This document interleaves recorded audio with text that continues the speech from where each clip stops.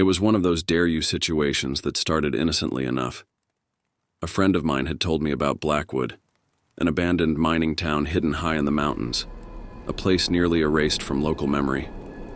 We were hanging out in a mountain town nearby, and he half-jokingly dared me to visit it, saying, "No one goes up there, man. Locals say it's cursed, haunted. You wouldn't last an hour alone." Being a bit of a thrill seeker and a horror fan, I took the bait.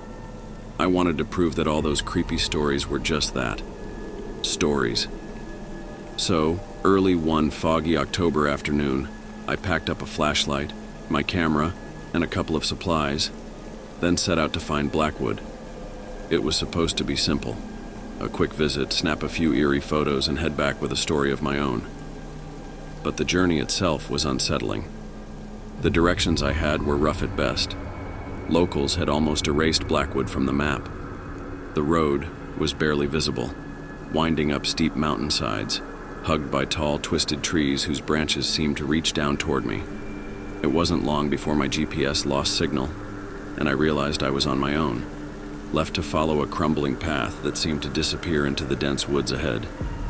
Hours later, as the fog grew heavier, I finally saw it.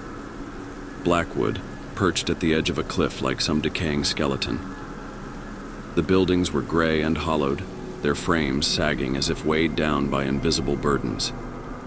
My excitement was quickly replaced by an eerie sense of unease, as if the town itself was watching my every step.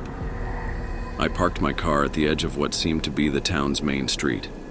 The silence was overpowering, a heavy stillness that muffled even my own footsteps. Abandoned buildings lined the dirt road, leaning and rotting in the mist.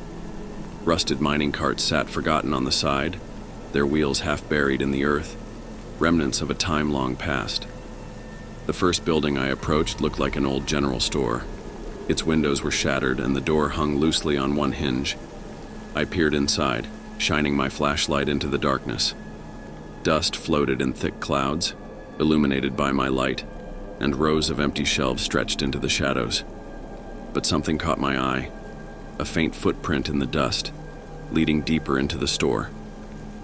As I took a step forward, a sound echoed from the back. Faint, rhythmic tapping, like someone tapping a metal pipe. My heart pounded, but curiosity pulled me in.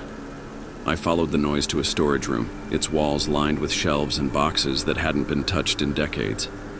The tapping stopped just as I entered, leaving an almost deafening silence. That's when I noticed something scrawled on the wall in what looked like red chalk. "Don't look back." Chills ran down my spine as I read the words, my flashlight flickering for a moment. The air was thick and stale, and that sense of being watched grew stronger. I turned to leave the store, but as I reached the door, a faint whisper drifted through the air. It was a single word so quiet I almost didn't catch it. "Wait." I spun around, shining my flashlight wildly into the shadows. But there was nothing.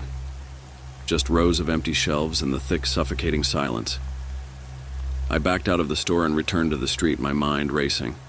I tried to laugh it off, convincing myself it was just nerves or the wind playing tricks on me. As I walked further down the road, I couldn't shake the feeling that I wasn't alone. Shadows seemed to shift in the corners of my vision, disappearing whenever I turned to look. The buildings loomed around me, their empty windows like hollow eyes staring down, silent witnesses to whatever had happened here. I reached what looked like an old saloon. The door was slightly ajar, creaking as I pushed it open. Inside, chairs lay scattered across the floor, some tipped over as if left in a hurry. Dust-coated glasses sat on tables untouched for decades. The smell of damp wood and something metallic filled the air. I made my way to the back of the room, my footsteps echoing on the wooden floorboards. Then suddenly I felt it, a cold draft, chilling me to the bone. The air grew colder, and my breath appeared in puffs as I exhaled. Just as I turned to leave, a soft, rhythmic thumping came from above, like footsteps crossing the second floor. I was alone, or so I thought. Gathering my courage, I crept up the narrow, creaking staircase, my heart racing. At the top, A narrow hallway stretched out before me, doors lining each side. The floorboards groaned under my weight, and the air was so cold it felt like it was pressing down on me. I opened the first door slowly. The room was empty, save for a single chair and a large mirror on the far wall. But as I shone my flashlight over the mirror, something caught my eye. A smudged handprint smeared across the glass, as if someone had tried to claw their way out. I backed away, closing the door and moving to the next room. But just as I reached for the handle, I heard it. A whisper, soft and clear, right in my ear. "Don't leave me." I stumbled back, my heart racing. That was enough for me. I turned and bolted down the stairs, back out onto the street. But as I reached the bottom, I froze. Standing at the far end of the street was a figure, cloaked in shadows.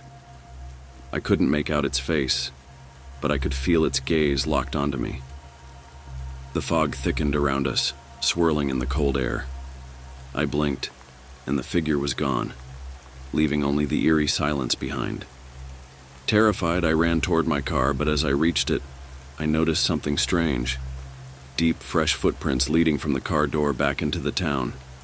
My own tracks. Except I hadn't left them. Panic surged through me as I jumped into the car, fumbling with the keys. Just as the engine roared to life, I looked up and saw them. Figures standing in the windows of each building, their hollow eyes staring at me, unblinking, watching as I drove away. The road back was a blur, my hands gripping the wheel so tightly my knuckles turned white. But just as I reached the main road, my phone vibrated. I glanced down to see a text from an unknown number. It simply read, "Come back soon." I tossed the phone aside, refusing to look at it again. But the nightmares haven't stopped. Every night I see them, the shadows waiting for me, calling me back to Blackwood, as if the town itself had marked me. Some places are abandoned for a reason. Blackwood is one of those places. And if you ever find yourself on that mountain looking at that old crumbling road leading into the fog, do yourself a favor. Turn around.